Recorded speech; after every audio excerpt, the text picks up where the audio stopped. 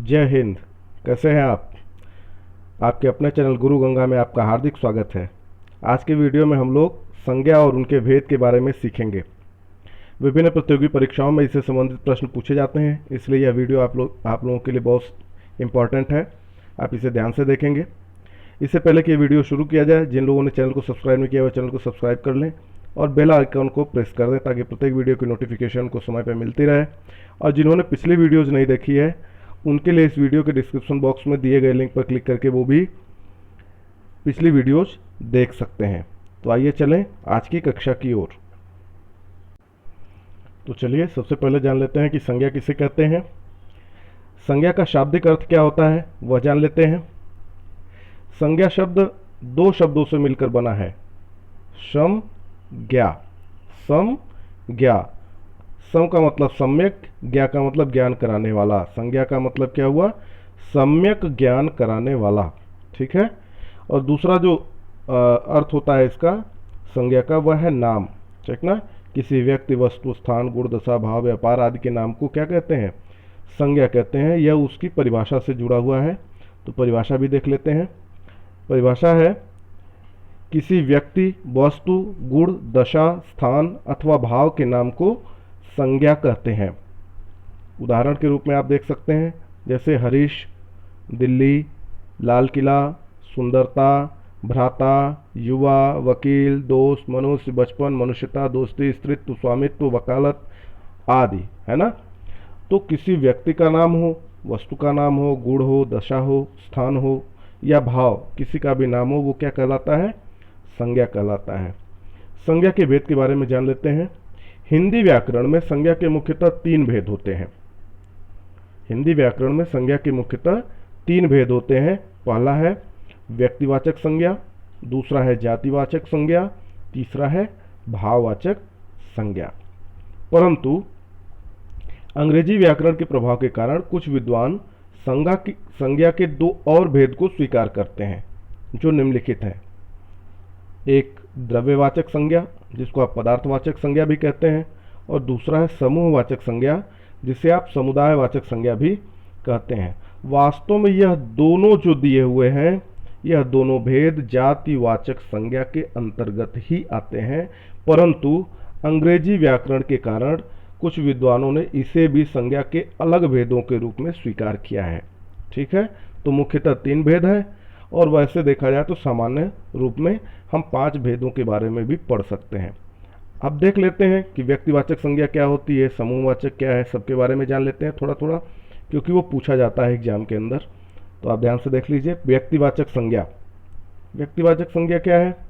जिस संज्ञा शब्द से किसी विशेष व्यक्ति, वस्तु या स्थान का बोध होता है उसे व्यक्तिवाचक संज्ञा कहते हैं। जिस संज्ञा शब्द से किसी विशेष व्यक्ति, वस्तु या स्थान का बोध होता है उसे व्यक्तिवाचक संज्ञा कहते हैं। जैसे सीता, मोहन, रामायण, हिमालय, कुतुब मीनार। आप देख रहे हैं ये जो शब्द हैं, इससे व्यक्ति विशेष का ही बोध हो रहा है। आप सीता कह रहे हैं तो सीता का मतलब किसी पर्टिकुलर एक व्यक्ति से ही है ना। तो यह व्यक्तिवाचक संज्ञा कही जाती है। दूसरा देख लेते हैं जातिवाचक संज्ञा।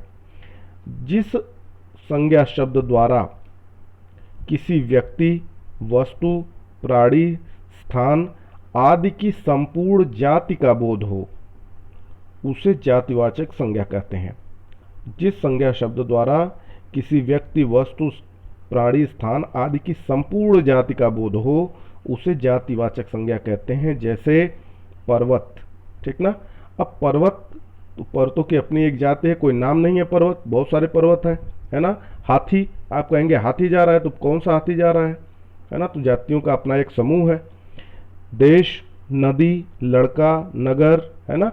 तो इस तरह से ईश्वर, दुश्मन, मित्र, पड़ोसी, इंसान, गुरु, भ्राता, विद्वान, युवा, है ना। तो इस तरीके से बहुत से जो संपूर्ण जातियों को बोध कराने वाले शब्द होते हैं वो जातिवाचक संज्ञा के अंतर्गत आते हैं। ठीक है। अब तीसरा देख लेते हैं, भाववाचक संज्ञा। जिस संज्ञा शब्द से किसी व्यक्ति, स्थान अथवा वस्तु की अवस्था, गुण, दोष, दशा आदि का बोध होता है उसे भाववाचक संज्ञा कहते हैं। जिस संज्ञा शब्द से किसी व्यक्ति, स्थान अथवा वस्तु की अवस्था, गुण, दोष, दशा आदि का बोध होता है उसे भाववाचक संज्ञा कहते हैं। जैसे बचपन, भूख, सुंदरता, प्रशंसा, सौंदर्य, हैवानियत, बचपन, मनुष्यता, दोस्ती, व्यक्तित्व, इंसानियत, भ्रातृत्व, विद्वत्ता, भलाई, खटास, गरीबी, हरियाली, पांडित्य, मजदूरी, मूर्खता, कायरता आदि, है ना। तो ये सब क्या है, ये भाव को व्यक्त कर रहे हैं, इसलिए ये सारे शब्द क्या कहलाते हैं, भाववाचक संज्ञा कहलाते हैं। अब जो दो शेष दोनों हैं उनके बारे में भी जान लेते हैं। द्रव्यवाचक संज्ञा या पदार्थवाचक संज्ञा किसे कहते हैं? तो जिस संज्ञा शब्द से किसी धातु, द्रव्य आदि पदार्थों का बोध हो उसे द्रव्यवाचक या पदार्थवाचक संज्ञा कहते हैं, है ना। जैसे गेहूं, पीतल, चावल, लोहा, सोना, दूध, सरसों, चना आदि, है ना। ये सब क्या है, पदार्थ हैं या द्रव्य हैं, तो ये द्रव्यवाचक संज्ञा कहे जाते हैं। इनको पहचानना सबसे आसान है ना। और यह जातिवाचक संज्ञा के अंतर्गत भी आएंगे, आप इस बात को जानते रहिएगा। आगे देख लीजिए, समूहवाचक संज्ञा या समुदायवाचक संज्ञा, ये किसे कहते हैं? जिस संज्ञा शब्द से वस्तुओं, व्यक्तियों, वस्तुओं आदि के समूह या समुदाय का बोध होता है उसे समूहवाचक या समुदायवाचक संज्ञा कहते हैं। जैसे सेना, कक्षा, झुंड, परिवार, पंक्ति आदि, है ना। तो आप देख रहे हैं यह भी एक जातिवाचक संज्ञा के अंतर्गत भी आएगा। कक्षा भी वही है, झुंड भी वही है, परिवार भी, है ना। तो यह जातिवाचक संज्ञा के अंतर्गत भी आता है। और अगर अलग से इसको पढ़ा जाएगा 5 वर्गों के अंतर्गत विभाजित करके, तो यह समूहवाचक या समुदायवाचक संज्ञा कहा जाएगा। ठीक है। अब कुछ विशेष चीज़ें हैं उसको भी जान लेते हैं, जो एक्सेप्शंस होते हैं, अपवाद होते हैं। जैसे कभी कभी स्थिति ऐसी आ जाती है, कुछ विशेष चीज़ें उसको जान लीजिए। 2 बातें हैं जो आपको जानना चाहिए कि ऐसी स्थिति हो कि जब व्यक्तिवाचक संज्ञा का प्रयोग जातिवाचक संज्ञा के रूप में किया जाता है, तो आपको ध्यान से इस बात को देखना चाहिए। जैसे कहा गया कि इस देश की हानि शत्रुओं से अधिक जयचंदों ने की है ना। इस देश की हानि शत्रुओं से अधिक किसने की है? जयचंदों ने की है। तो जयचंद क्या है? व्यक्तिवाचक संज्ञा है, लेकिन इस वाक्य के अंतर्गत इसका जो प्रयोग है वो जातिवाचक संज्ञा के रूप में किया गया है। ठीक। दूसरा है, विभीषण घर को बर्बाद कर देते हैं। तो ये विभीषण क्या है? विभीषण किसी का नाम है, तो व्यक्तिवाचक संज्ञा हुआ, लेकिन यहाँ पर उसका जो प्रयोग है वह जातिवाचक संज्ञा के रूप में किया गया है।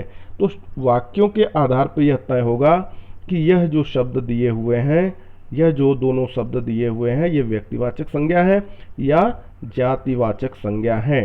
तो इस वजह से जब भी आपको इनमें भेद करना हो तो वाक्यों को या जहाँ पर भी ये प्रयोग किए जा रहे हैं उसे आप ध्यान से देखिए और फिर देखिए कि किस रूप में इसका प्रयोग किया गया है, तब जाकर आप इन दोनों में अंतर कर पाएंगे। जो दूसरी विशेष स्थिति होती है वो जान लीजिए। जब जातिवाचक संज्ञा का प्रयोग व्यक्ति विशेष के लिए होता है तब क्या होता है वह जान लीजिए। जैसे पंडित जी ने नारा दिया, आराम हराम है।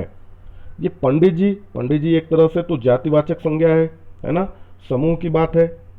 लेकिन यहाँ जो पंडित जी है वह व्यक्ति के रूप में प्रयोग किया गया है, ये व्यक्तिवाचक संज्ञा के रूप में इसका प्रयोग किया गया है ना। अगला देख लीजिए, नेताजी देश के सच्चे सपूत थे। तो नेताजी सभी नेताओं की बात नहीं हो रही, ये समूहवाचक संज्ञा की बात नहीं हो रही, जातिवाचक संज्ञा की बात नहीं हो रही। ये बात किसकी हो रही है? पर्टिकुलर नेताजी की हो रही है, जिन्हें आप सुभाष चंद्र बोस कहते थे, है ना, कहते हैं। तो ये व्यक्तिवाचक संज्ञा है, यहाँ पर ये क्या है? नेताजी व्यक्तिवाचक संज्ञा है। तो इसलिए जब भी हमें संज्ञा को पहचानना हो तो हमें इस बात का ध्यान रखना है कि वाक्य में उसका प्रयोग किस जगह पर किस रूप में किया गया है। यह ध्यान रखते हुए ही हम विभिन्न संज्ञाओं में भेद स्पष्ट कर सकेंगे। ठीक है। तो अब आगे चलते हैं। भाववाचक संज्ञा बनाने के 4 विशेष नियम हैं, वह जान लीजिए। पहला है जातिवाचक संज्ञा द्वारा भाववाचक संज्ञा बनाना, है ना। जैसे जातिवाचक संज्ञा क्या है? पशु, है ना। पशु से क्या बनता है भाववाचक संज्ञा में? पशुता। दास जातिवाचक संज्ञा है, उससे बनेगा दासता। माता से मातृत्व। सज्जन सज्जनता। नौकर नौकरी। चोर चोरी, है ना। लड़का लड़कपन। पड़ोसी से पड़ोस। मित्र से मित्रता। बच्चा से बचपन। इस तरह से बहुत सी जातिवाचक संज्ञा है जिनको आप भाववाचक संज्ञा में परिवर्तित कर सकते हैं। दूसरा जो नियम है वह देख लीजिए। दूसरा है सर्वनाम द्वारा भाववाचक संज्ञा बनाना। जैसे अपना, अपना यह सर्वनाम है। पराया सर्वनाम है। मम सर्वनाम है। निज सर्वनाम है। आप सर्वनाम है ना। इससे जो भाववाचक संज्ञा बनेगी वो कैसे बनेगी? अपना से भाववाचक बनेगा अपनत्व। पराया से परायापन। मम से ममत्व। निज से निजत्व। आप से आपा। स्व से स्वत्व। पराया से परायापन, तो आपने देखा ही है। सर्व से सर्वस्व, है ना। तो ये सर्वनाम से भी हम भाववाचक संज्ञा बना सकते हैं, बनाते हैं। तीसरा जो नियम है वह देख लीजिए, विशेषण द्वारा भाववाचक संज्ञा बनाना। बहुत इंपॉर्टेंट है, आपकी परीक्षा की दृष्टि से भी बहुत इंपॉर्टेंट है, तो इसको आप ध्यान से देखते रहिए। यदि वीडियो आपको पसंद आता है तो उसे लाइक जरूर करें, अपने मित्रों में शेयर भी करें, और जिन्होंने चैनल को सब्सक्राइब नहीं किया वो चैनल को सब्सक्राइब भी कर लें, और अपने बहुमूल्य सुझावों से हमें अवगत भी कराते रहें। ठीक है, तो अब देखते हैं विशेषण द्वारा भाववाचक संज्ञा बनाना कैसे सीखते हैं, कैसे करते हैं। जैसे चतुर, चतुर एक विशेषण है ना, लेकिन चतुर से हम भाववाचक संज्ञा जब बनाते हैं तो वो हो जाता है चतुराई। मोटा विशेषण है, मोटापा भाववाचक संज्ञा है, उसी से बना है ना। हरा से हरियाली। सादा से सादगी। अच्छा से अच्छाई। योग्य से योग्यता। सुंदर से सुंदरता। बुरा से बुराई। महान से महानता। मधुर से मधुरता। वीर से वीरता। जंगली से जंगलीपन। चिकना से चिकनाहट, है ना। काला से कालिमा। तिरस्कृत से तिरस्कार। इस तरह से बहुत से भाववाचक संज्ञा का निर्माण होता है या हम कर सकते हैं। तो कई बार परीक्षाओं में आता है कि निम्नलिखित शब्दों से भाववाचक संज्ञा बनाइए, तो आप इस बात को जानते रहिए कि किससे किस तरीके से संज्ञा बनाई जाती है भाववाचक। ठीक है, आगे चलते हैं। चौथा नियम क्या कहता है? क्रिया द्वारा भाववाचक संज्ञा बनाना। क्रियाओं से भी भाववाचक संज्ञा का निर्माण होता है। जैसे आप देख लीजिए, चुनना क्रिया है, उससे जो भाववाचक संज्ञा बनती है वो होती है चुनाव। लिखना से लिखावट। हारना से हार। पढ़ना से पढ़ाई। सजाना से सजावट। गिरना से गिरावट। रोना से रुलाई। घबराना से घबराहट। बुलाना से बुलावा। दौड़ना से दौड़, है ना। तो इस तरीके से भी भाववाचक संज्ञा को आप बना सकते हैं और पहचान भी सकते हैं। ठीक है, तो यह प्रमुख चीज़ें हैं जो आपको जाननी चाहिए संज्ञा के संदर्भ में। अब चलते हैं हम लोग आज के अभ्यास प्रश्न की तरफ, प्रैक्टिस सेट की तरफ। इसमें पहला जो है वह है, निम्नलिखित में से व्यक्तिवाचक, जातिवाचक और भाववाचक संज्ञा छांटकर लिखिए। तो आप जो नीचे दिए हुए शब्द हैं उसको ध्यान से देखिए, और इसमें जो व्यक्तिवाचक संज्ञा है, जातिवाचक है और जो भाववाचक है, तीनों को अलग अलग छांट कर अपने नोट्स पे भी लिखिए, और बाद में आप मिलाइए कि आपने कितना सही सीखा है ना। या फिर आप इसके कमेंट बॉक्स में भी अलग अलग लिखकर हमें बता सकते हैं। ठीक है, तो आप देख लीजिए कौन कौन से शब्द हैं जिनको आपको छांटना है। शहर, रंजना, चतुराई, पटना, हिमालय, गरीबी, कछुआ, कायरता, बालिका, मित्र, काला, पशु, कालिमा, नौकर, माता, शिशु, शत्रु, व्यक्ति, चेन्नई, सखा, कंजूसी, भ्राता, दिल्ली, गिरावट, है ना। तो इन सारे शब्दों के अंतर्गत वो तीनों संज्ञाओं से जुड़े हुए शब्द हैं जिन्हें आपको अलग अलग छांटना है। दूसरा जो प्रश्न है वह आप देख लीजिए, निम्नलिखित शब्दों से भाववाचक संज्ञा बनाइए। क्या करना है आपको? भाववाचक संज्ञा बनाना है। शब्द दिए हुए हैं, इसमें वो चारों शामिल होंगे जिनसे भाववाचक संज्ञा का निर्माण हो रहा है। ठीक है, तो आपको बनाना है। किससे बनाना है? स्वामी, गुरु, युवा, सर्व, निज, अहम, गर्म, स्वस्थ, भयानक, तत्, गंदा, नाल, लाल, भारतीय, कमाना, रोना, जीतना, दौड़ना, आलसी, लघु, मारना, चढ़ना। इन सारे शब्दों से आपको भाववाचक संज्ञा बनाना है। तो आप बनाकर कमेंट बॉक्स में इसका उत्तर दे सकते हैं। हमें आशा है आपने बहुत सारी अच्छी चीज़ें इसमें सीख ली होंगी इस वीडियो के माध्यम से। यदि वीडियो आपको पसंद आता है तो इसको लाइक ज़रूर करें, अपने मित्रों में शेयर भी करें, और जिन्होंने चैनल को सब्सक्राइब नहीं किया वो चैनल को सब्सक्राइब भी कर लें।